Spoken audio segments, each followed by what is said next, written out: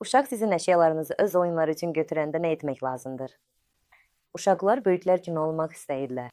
Onlar müstəqilliyə və sərbəstliyə can atırlar. Bu yaşda onlar səhl şəkildə böyüməyi və tapşırıqlarla özləri bacarmağı öyrənirlər. Böyüklər isə onlar üçün ilk nümunədir. Məhz buna görə uşaqlar oyun vasitəsilə böyüklərin davranışını təqlid edirlər.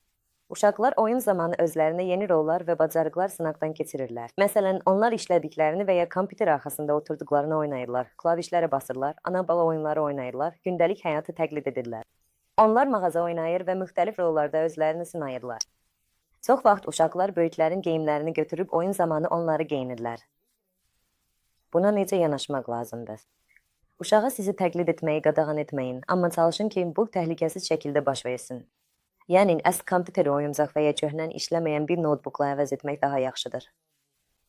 Mağaza oyunu zamanı əsl pul və sikkələrdən istifadə etməmək ya da heç olmasa xırda sikkələri oyuna qatmamaq lazımdır.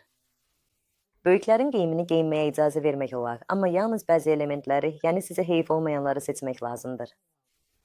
Belə oyunları təşkil edərkən icazə verilən sərhədləri unutmaq olmaz. Və bu sərhədləri dərhal aydın şəkildə müəyyən etmək lazımdır. Amma qızlardan oyunlu mətbəxdə real materiallarla təşkil etməyi məsləhət görürəm.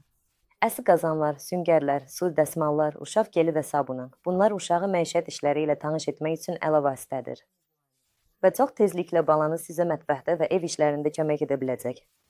Valideynlərlə birgə oyunlar isə uşaqlıqdan önəmli bir xatirəyə çevriləcək.